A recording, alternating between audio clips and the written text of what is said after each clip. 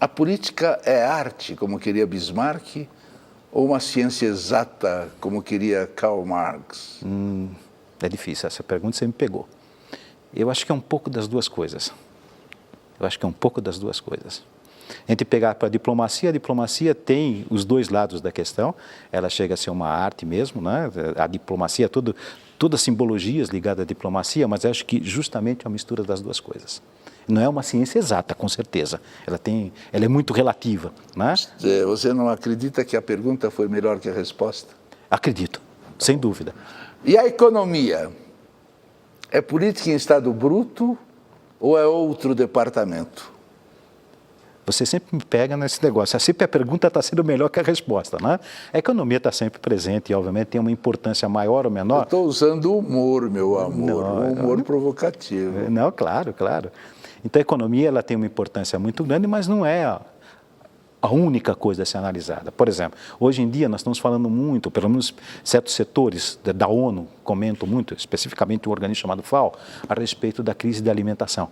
Nós estamos tendo um problema sério de estoques. O consumo de alimentos, especialmente cereais, que são os alimentos mais consumidos no mundo e mais comercializados no mundo, estão subindo muito, o preço deles estão subindo muito, isso está mexendo muito com vários países do mundo, principalmente com países onde a população pobre tem o seu principal gasto, uma parte da renda fundamental é ligada a isso, né?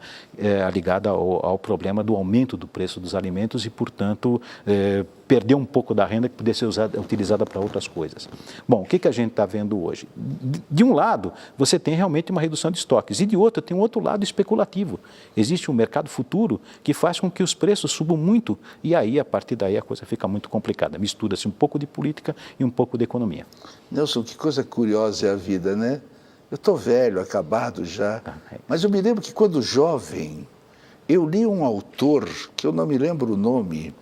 Esse autor era um autor, acho que espanhol. Eu estava estudando lá na época, era um garoto, estava estudando, e eu me lembro que teve uma história assim. Veio um rapaz da cidade para o interior, e ali no interior, ele estava com um amigo e viu uma discussão rápida de duas pessoas, e um cara pegou a faca, enfiou a faca e matou o outro. E ele perguntou para mim, por que ele fez isso? Eu falei, ninguém sabe direito. E ele disse assim, se ele soubesse falar mais e conversar mais, ele não teria matado.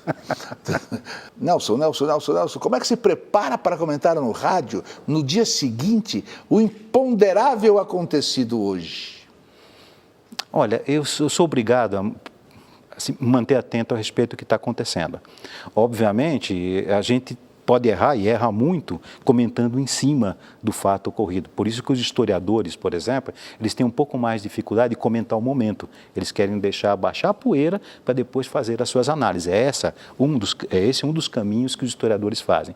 Nós, geógrafos, não temos esse preciosismo aparente, tá? Então, a gente pode fazer um comentário com toda a possibilidade de errar.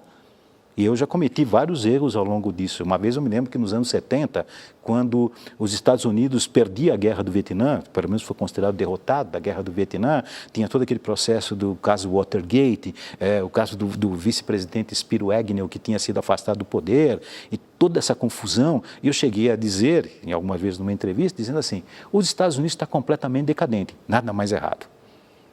Nada mais errado, a história me mostrou que eu estava errado. Então, a gente se prepara na medida do possível. É muito difícil você comentar sobre o fato que está ocorrendo agora. Eu acho que tem que ser comentado. Você costuma fazer previsões? Tento não fazer, mas é um comichão que eu sinto de poder analisar cenários futuros. Então, tenho lido livros que falam sobre como vai ser o mundo em 2020, como é que vai ser o mundo em 2050. Eu sei que é muito difícil, porque existem inúmeras variáveis que podem mudar completamente o percurso. Mas eu fico, quando alguém me pergunta, como é que vai ser o futuro? Eu fico assim, não devo falar, mas ao mesmo tempo eu sinto uma comichão de falar alguma coisa a respeito. Porque na realidade você acha que prever é mais que saber. Não, para você prever, você precisa saber um pouco a respeito disso. Seus alunos de 90 anos de idade não cobram previsões? Não, de maneira geral não. É uma relação muito interessante. Algumas são pessoas famosas, e a maioria, a imensa maioria, são mulheres, né? E eles vêm querendo manter a cabeça atuante, né? E querendo saber um pouco do que está acontecendo.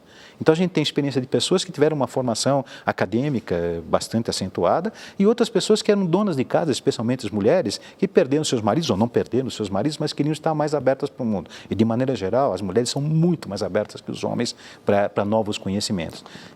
Deu uma feita, como diria Mário de Andrade. Eu trabalhava na Bandeirantes e eu fiz um registro do que as pessoas gostariam de ver na televisão. E fizemos perguntas maravilhosas, respostas de quase todo mundo. Nós queremos aprender. Não adiantou nada.